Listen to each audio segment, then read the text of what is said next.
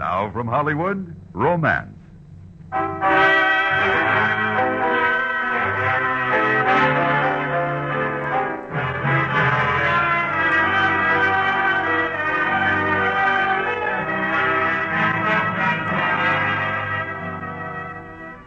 Romance, bringing you the finest stories of today and yesterday.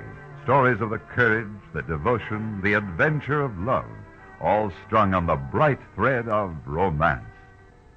Today we bring you a dramatic story by the distinguished English authoress Daphne du Maurier, with Betty Lou Gerson as the beautiful Lady St. Column and Whitfield Connor as the daring pirate who roamed the Cornish coast in days long gone. We present E. Jack Newman's adaptation of Daphne du Maurier's romantic novel, Frenchman's Creek.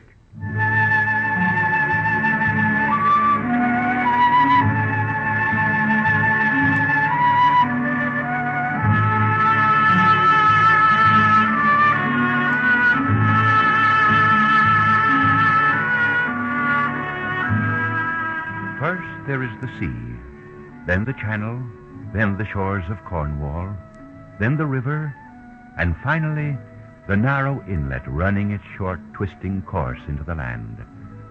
When the east wind blows, the river and the channel and the sea become troubled and disturbed. But in this hidden place, the inlet, away from the river and the channel and the sea, nothing is disturbed. The deep water is quiet and still. The towering trees only whisper. The grass barely moves. This is the Frenchman's Creek. What is it, William? Lord Godolphin to see you, my lady. He's waiting in the library. Thank you. Ah, Lady St. Column, I'm enchanted, madam. Lord Godolphin? Yes, your husband has probably mentioned my name to you. When he lived here at Nevern House, I used to count your husband among my dearest friends. Where is he? In London. I'm spending the summer here alone. Alone? Dear, oh dear. I was hoping Lord Harry would be able to give us some assistance. You've heard of the pirate, of course. I've heard nothing of a pirate. A Frenchman, madam. He has vexed and harried us almost to our wits' ends with his outrageous acts of plunder and stealing. No one can catch him. Then he is too clever for you. Why, yes, madam, if you'd like to put it that way. What can I do, Lord Godolphin? My dear lady, you can ask your husband to leave his affairs in London and come down here and rally around his friends so that we can fight this Frenchman. My husband is reluctant to leave his affairs in London for any reason, Lord Godolphin. Not even to capture this pirate? Not even for his wife. Everyone must help, madam. The fellow must be caught. His hiding place must be found. Even now, as we stand here talking, his ship may be anchored in one of the inlets from the river. Oh? Yes. I must go now. When next you send a message to your husband, tell him our trouble's here. Good day. Good day. William. Yes, my lady? William, I came to Nevern House to avoid people, not to discuss pirates with fat neighbors. Yes, my lady. In the future, you shall enjoy your solitude and make good your escape. Escape? Yes, my lady. You're a fugitive from your London self, and Nevern is your sanctuary. That is why you're here alone. Naturally, you do not wish to write and tell your husband of the pirate. You have an uncanny intuition, William. Where does it come from? My former master talked to me long and often. I borrow much of my reasoning from him. I think he would term your ladyship's presence here as an escape. Indeed. And what does your master do? Travels, my lady, constantly. People who travel are frequently fugitives. My master has often made the same observation. In fact, I may say that his life is one continual escape. I would like to meet your master, William. I think you would have much in common, my lady. William, I always understood that Nevern House was fully staffed. Yet I find most of the servants are new to the house, that you sent for them when you heard I was arriving. For this past year I've lived here alone. It seemed to me that as long as the house was not being used, one servant was sufficient. I dismissed the others. I could dismiss you for that, William. I know, my lady. I may do so in the morning. Yes, my lady. Would you care for tea now? No, William. I think I should like to take a walk. I would be happy to show you about then. No, I can find what I want to find by myself. William, suppose I do not dismiss you. What then? I will serve you faithfully. How can I be sure of that? I have always served faithfully the people I love.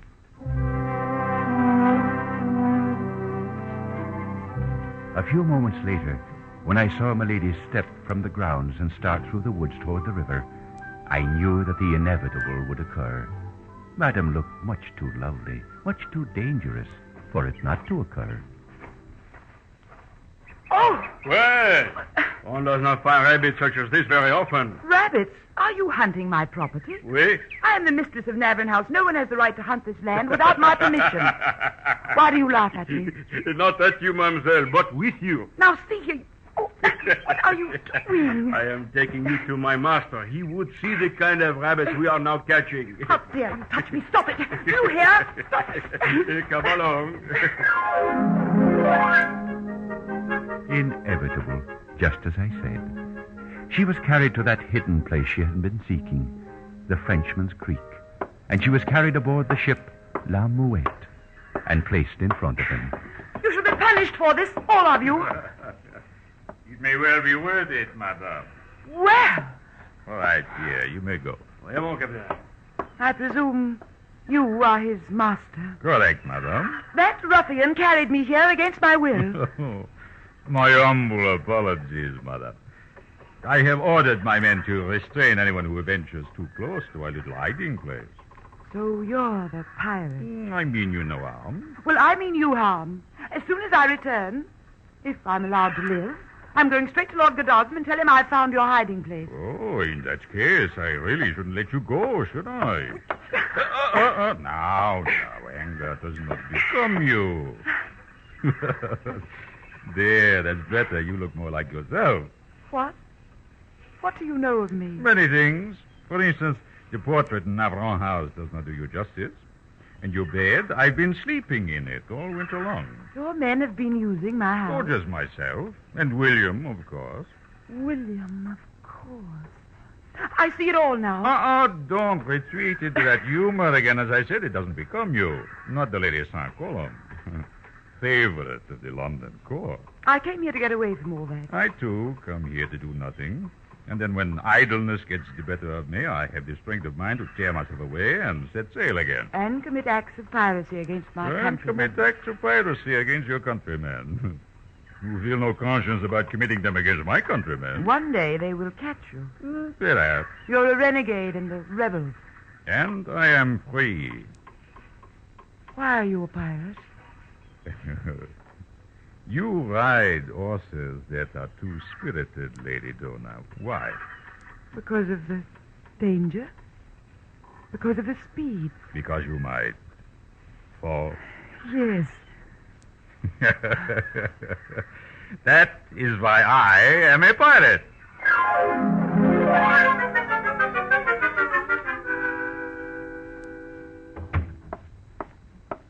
Did you have a pleasant walk, milady? I met your master, William. Yes, milady. Is that all you can say? I am a fatalist by nature, milady. I have known since milady arrived that this meeting was bound to come about. Yes. William, I'm having a small supper party tonight. I want you to serve it. For two? Yes. The other servants need not know of it. No, milady.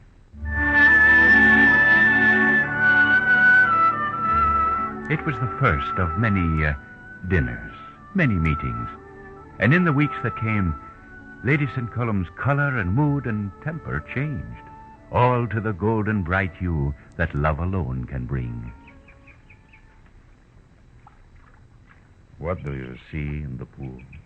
I see a man and a woman. Yes. The man is dark and handsome. He is bold and daring and free. And the woman? The woman, too, is bold and daring and free. She looks like me. She is you. No, I'm not bold or daring, and I can never be free. The moments of the past few days are only make-believe. Make-believe? When I was a boy, I used to make believe that I was a soldier and fought for my king. But when I saw blood for the first time, I ran away and was sick. Now you're a pirate, and fighting is your life. All those things that disturbed you as a boy, you don't mind them any longer. Oh, that all went when I chose this, the sea, the hidden places. It's easy for a man to escape, but not for a woman. Being here at Navron House, isn't that an escape for you? Not really. Tomorrow I sail again. I've been idle too long. Where? Up the coast to the main harbor. The Merry Fortune is at anchor, stuffed with cargo. We sail in the morning with the tide, wait offshore until night, then go in and take her. Steal a whole ship? And return it to its rightful owners in France. Now it belongs to your friend Godolphin. Oh, he's much too fat with money already. It will be dangerous. And exciting. Come with me, Donna. What? Come with me under aid. I can have you back at Navarone House in 2 days. I couldn't. You speak of wanting to escape. This is your chance. Well, how could I arrange to be away? How? The Lady St. Column, as far as all visitors and servants know, is bedded down with a raging fever. She can see no one except a faithful servant. William? A man excellent with fevers. You want to come with me, Donna? More than anything. I want to escape, if only for an hour and a day. Then take it, Donna. Take your hour and a day. I only could. You can, Donna. You must. An hour and a day. Yes. Yes, sure. An hour and a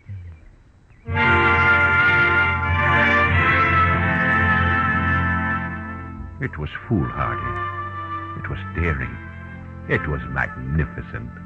The Lady Donna St. Column's brocades and ribbons exchanged for a cabin boy's leather breeches and box shoes, but only for an hour and a day.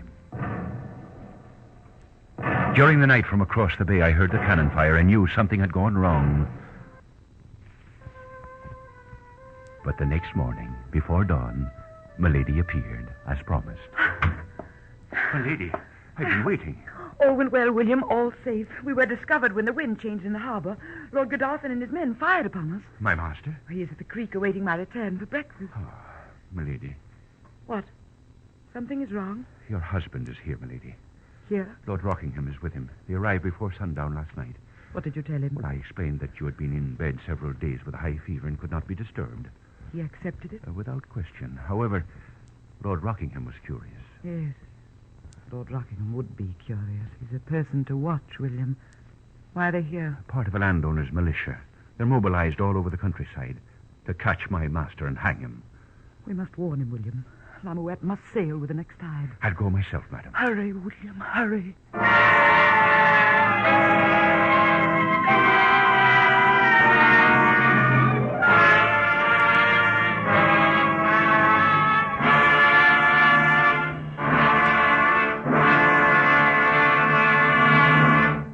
We will return to romance and our story, Frenchman's Creek, in just a moment. If you're among America's 35 million foreign-born citizens, you're an unofficial ambassador of goodwill for our country. You function through the letters you write home to the old country. We know your letters are full of goodwill and truth about this country. Truth is goodwill. This is Letters from America Week. Write more letters this week. It's good for America. And now for the second act of Frenchman's Creek as we return to romance.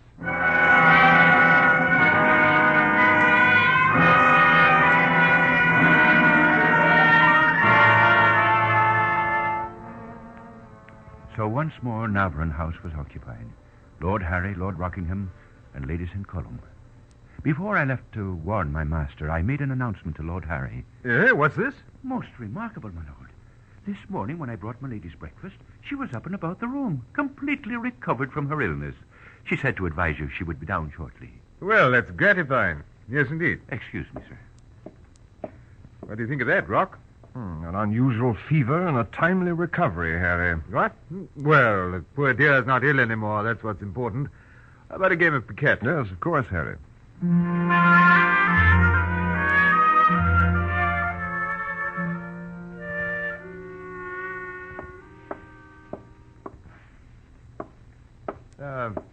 Restless, madame? I don't feel too well, Harry. Oh, that's too bad. I'm sorry. Although I can't say I'm too sorry. You haven't appeared overly contented now that I'm here. I'm not, Harry. You know that I'm not. I'm your husband. You made it very clear to me you wanted to be alone in London. Now, I find being alone here very attractive. This pirate must be captured and punished. That's why I'm here. I was reasonably certain you hadn't come because of me. Perhaps the presence of the pirate has upset her, Harry. She looks hale to me. But I must say I don't like the idea of only one servant attending you, and a manservant to boot. Don't like it. And I don't like him. Altogether too familiar. I'm going to lie down. I have a headache. Donna, I want to talk about this. That fellow Williams must be dismissed. Later, Harry. No, by George, we'll talk about it now. Donna, come back here. We're going to... William. Coming back through the woods, I saw one of Godolphin's men. He challenged me. I managed to evade him, but I received this scratch. Careful, my lady, careful. There's blood on my sleeve. Did you get to Lamouette? Did you warn him? Yes, but he can't sail. Not yet. Lamouette went aground. They're repairing her now. It'll take another 24 hours. Into my room. I'll fix your wound. Be careful, my lady. Careful.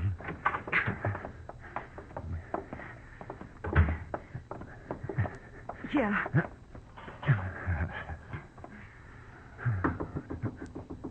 Donna? Lord Rockingham. You better see him. Yes. I'm resting. Oh, really? Well, I must say you look quite well. And quite sunburnt. As though you'd been to sea. Well, I suppose that's the way the fever affected you. How long are you going to stay here? Until we get our Frenchman. Aren't we welcome? I'm angry with you for coming here and disturbing my peace. Well, there was a time when you were delighted to see me. Do you remember a certain evening in Vauxhall? I remember one evening in particular when you had the audacity to kiss me. I disliked you then. I dislike you now. Well, the Cornish air has made you venomous. And beautiful. I almost wish I were a pirate myself. And if I knew a certain lady in a certain house lived alone, without protection, I should be sorely tempted to visit her. But you aren't a pirate, Rockingham. No, I'm not. But I shall get a pirate. A French one. How are you going to do that? Oh, it's taken some planning, but tonight we'll get him. We have numbers now. All of us meet here for dinner before we go into action. Well, rest well, my dear. William. I heard, my lady. William, I'll do what I can to hold them at dinner as long as possible. To give him time to repair the ship and get away? Yes.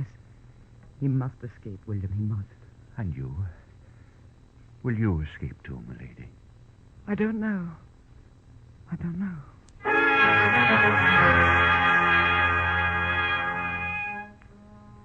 From above, on the stairway, I could see my lady at the great table opposite her husband. Madam was delightful, charming, and delaying. It was midnight before Lord Harry spoke of the business at hand. Gentlemen, we've wasted time enough. Have you all forgotten we have met tonight on very desperate business? We are here to plan our actions in capturing the French pirate. Yeah. Do not worry yourselves, gentlemen. Be seated, gentlemen. My men are all around this house. Pierre. Oui, mon capitaine. See to it that all of these gentlemen are generous and helpless. Yeah. Find a room upstairs and lock them all in. See here. No grumbling, your lordship. What about my wife? What about the ladies in column? Oh, yes. She is lovely. And what lovely emerald earrings. I regret I must take them. Oh, you thief! You do not regard your life too highly, monsieur? I'd fight you or any man for her safety. And I don't want any harm to come to my wife. If it does, I'll kill you. I assure you, I would not dare harm such a lovely lady, your lordship. Take him along. I warned you, monsieur, tu es mon capitaine.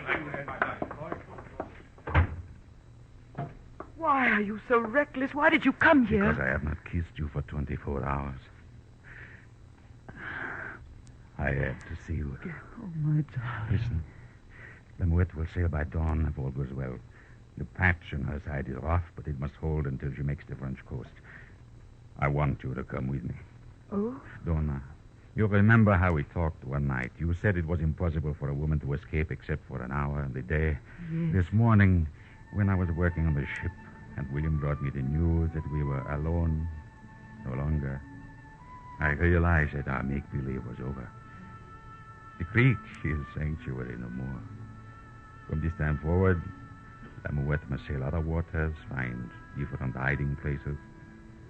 And although she will be free, the man on board her master, will remain captive. What do you mean? I am bound to you, Don, even as you are bound to me. I came here in the winter and lay upstairs in your room, looked at your portrait on the wall. I said, that and none other. I knew that our time would come. And this is our time, Donna. No, it's too late. Donna. I feel all that you feel, every thought, every wish, but it's too late. A man can afford to shrug his shoulders at the future when he holds the present in his arms, but a woman cannot. There's nothing we can do, except for an hour and a day. There must be an answer. There is. Yes? My husband challenged you a few moments ago. For all his bungling and his slowness and his dullness, he showed that he loved me. He was concerned for me. And I am, after all, still the Lady St. Column.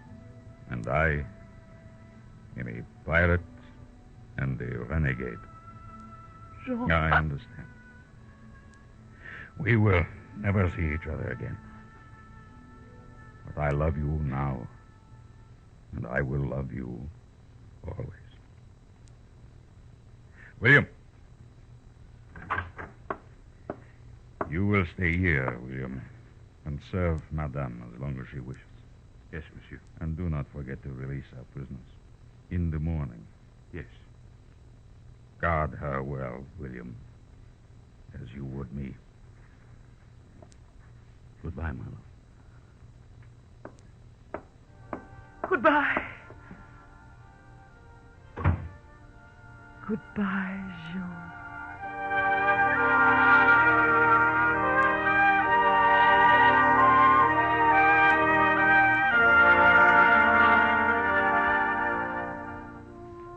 The narrow inlet that runs the twisting course into the land from the sea is empty now.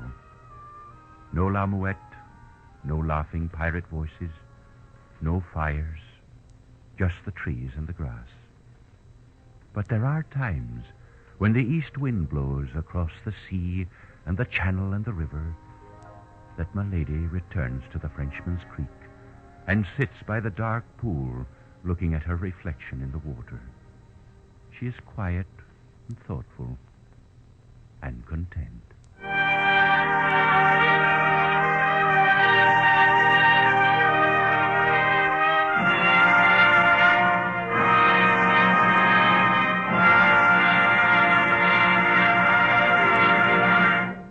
Romance is produced and directed by Fred Mackay.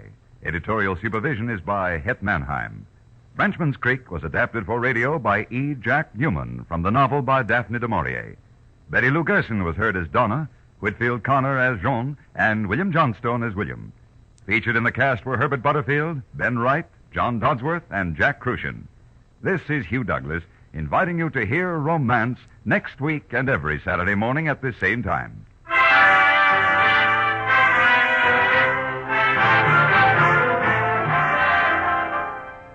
Every Sunday night on CBS Radio, history comes alive through great dramatic presentations on the Radio Hall of Fame. Lionel Barrymore is your host on this fine series, spotlighting little-known or unknown heroes and heroines of the past and present. Empire builders, dreamers, people who risked everything for a better nation and world on the Radio Hall of Fame every Sunday night on most of these same stations. The top dramatic show of them all, Lux Radio Theater, is heard Monday night on the CBS Radio Network.